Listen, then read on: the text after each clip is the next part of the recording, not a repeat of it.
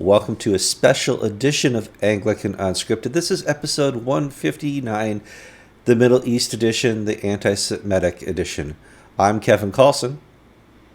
And I'm David Pileggi from Jerusalem. It's February 16, 2015.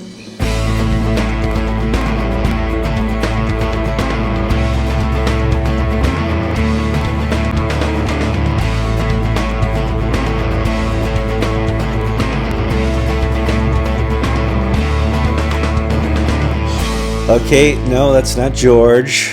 That's not Alan. That's not Peter. You probably have more follicles than any person we have on the show. This is David Pileggi, and he's the rector of Christ Church in Jerusalem, the oldest church in Jerusalem. And he's my friend who I've met a couple times in our travels, and I got to stay in the guest house of his church, and he was my tour guide the last time I was in Israel.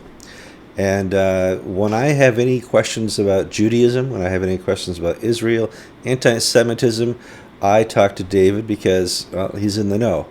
David is from America. He's actually from Tampa, but he's lived now in Israel for how many years now, David? 34 and a half, George. I'm Kevin. Oh, Kevin, I'm It's sorry. all right. No. We're talking about George suffering in Florida. Sorry, I can see the problem.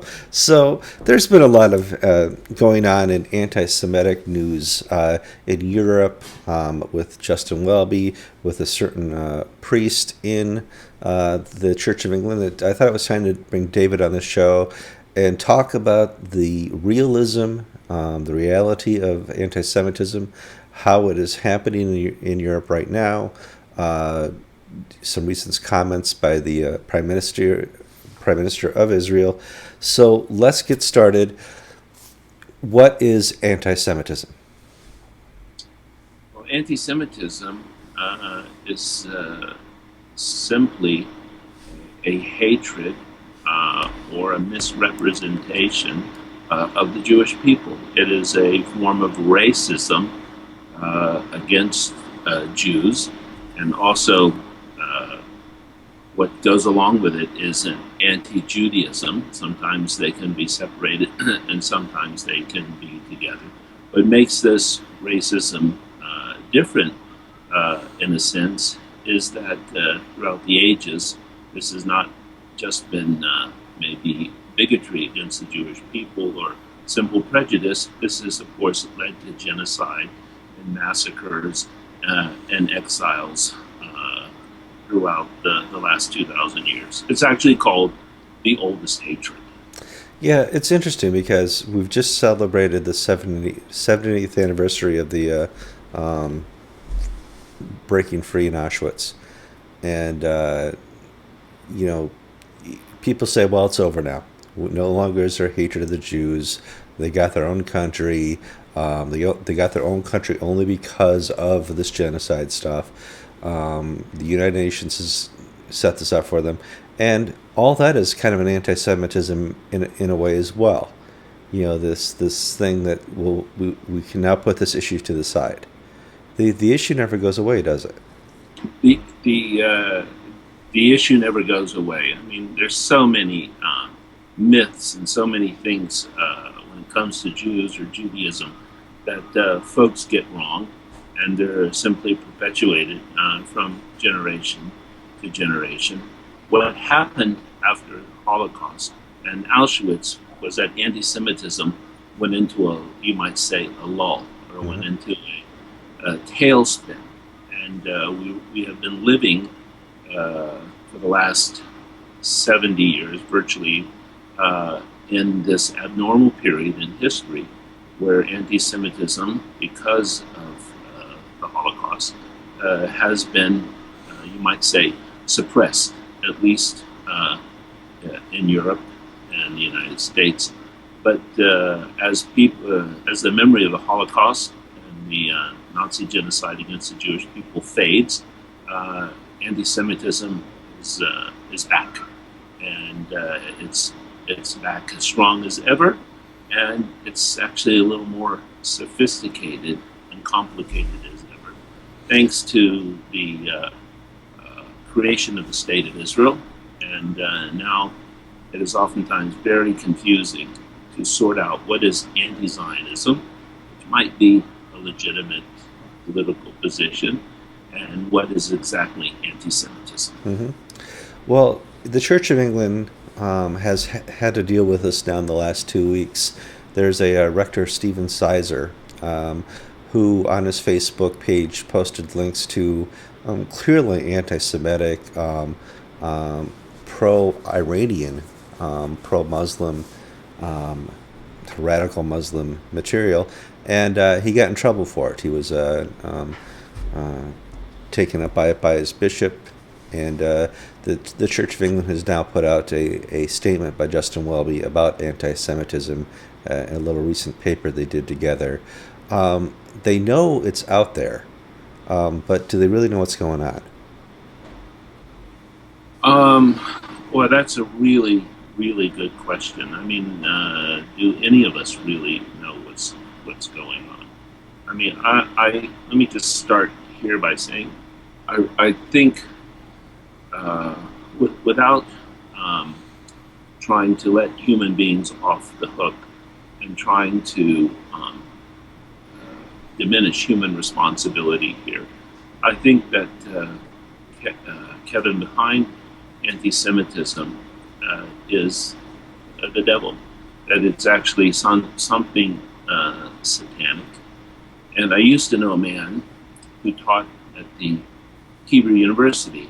He was a Dominican monk, and he rose to be the head of the philosophy department at the Hebrew University, which is quite ironic because it was the Dominicans, if I'm not mistaken, that oversaw the Inquisition. That's right. And he used to tell his Israeli friends, his name was Marcel Dubois, he used to say, the devil either wants to compromise you morally or destroy you physically. And he would say, watch out, beware. Of course, they thought it was quite strange that a monk in the 20th century was talking about the devil. But I do think that there is something spiritual, there's something irrational, there's something not totally explicit, totally explainable, about anti-Semitism. That all the sociological, cultural theories or all the economic models that we may want to use cannot fully and totally explain what's going on spiritually.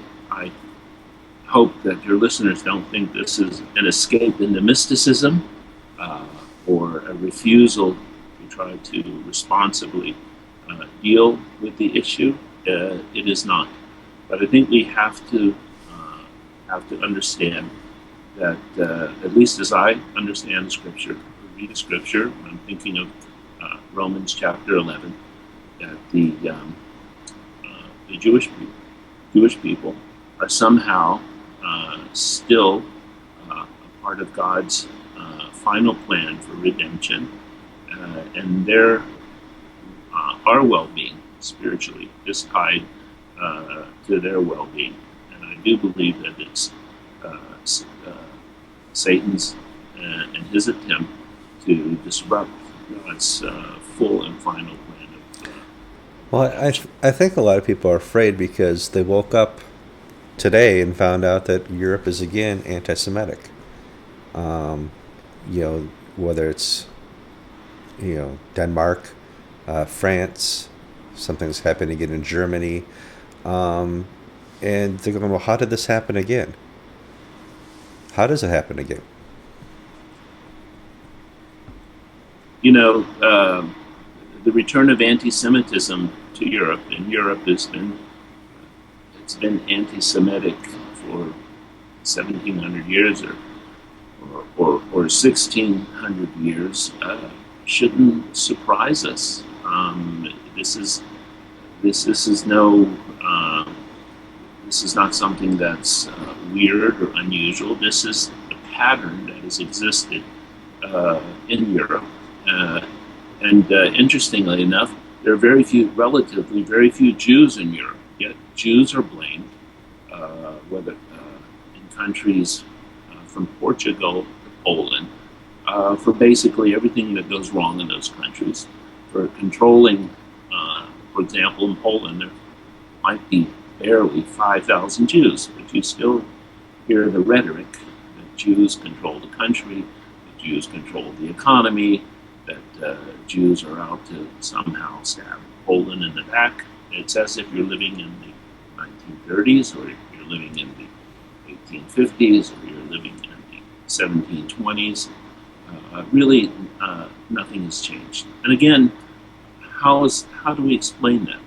And I think uh, there are good rational explanations, but they fall short of perhaps something spiritual.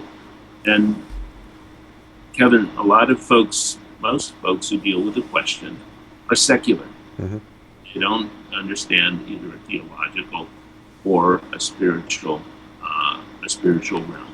Just like with Islam, the reason that the West, that our elites, whether they be the press or the universities or maybe even the business world, the reason we get Islam wrong time after time is because most of our elites are, are secular and can't think theologically, or don't see or give any credence to some kind of spiritual dimension. And I would say the same is true when it comes to Israel and the Jewish people. There is something supernatural here. Uh, I can't totally put my finger on it. And Kevin, I won't be writing a book, 38 things that will be happening in the future. I think Well, Paul talks about the mystery of Israel. It's exactly that. well, There is a mystery. some of this to me is not a mystery. The Muslims are having more babies. Uh, Families of 8, 10, 12, multiple wives. I see a time maybe in 20 years where France, uh, certainly England, other parts of Europe are majority Muslim. And It's that possible. it's possible. And then I see the Prime Minister of Israel saying, come home to Israel. That's right. Just hang up on him. Click it.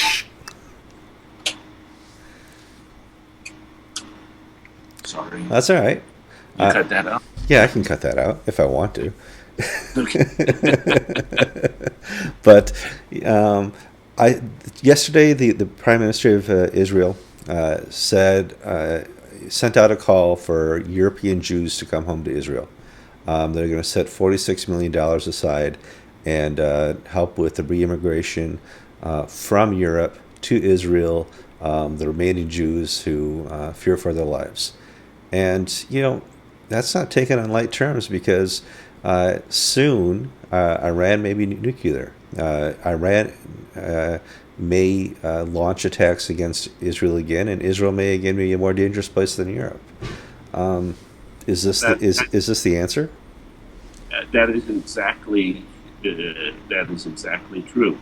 Now that all or the majority of Jews live in Israel, and by the way, this is the first time in 2,500 years, which is quite significant, when more Jews have lived in Israel or lived in the Holy Land, whatever you want to call this country or call this area, than have lived outside. And we're talking about an incredible historical reversal that first took place with the Babylonian exile. So now the majority of the world's Jewish population lives here in Israel. Now, is that a good thing or a bad thing? Mm. Certainly, if you're a Zionist, you would say it's a good thing. But on the other hand, there certainly is the issue of security. And in the age of missiles and in nuclear weapons, uh, this is something that many Israelis discuss and they debate. Very often, Kevin, in Jewish history, there's been two Jewish centers, not just one. So, for example, in ancient times, you had Jews who lived in the land of Israel, and you had another large Jewish center in the diaspora in Babylon or Mesopotamia. And this has happened throughout Jewish history. And today we have those uh, two Jewish centers of culture and of Jewish life. One would be the United States, and the second would be Israel. So I have a feeling that, back of my mind, most Jews will not fully immigrate to Israel. Many will, but there will still be Jewish life in a very vigorous way that will take place in the United States. So some Jews will go to Israel, and many European Jews might even go to Canada or the United States. So,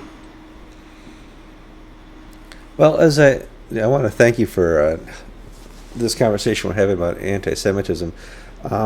Like I referred to in the beginning, I met you through a tour. It's called Sharesh Tours.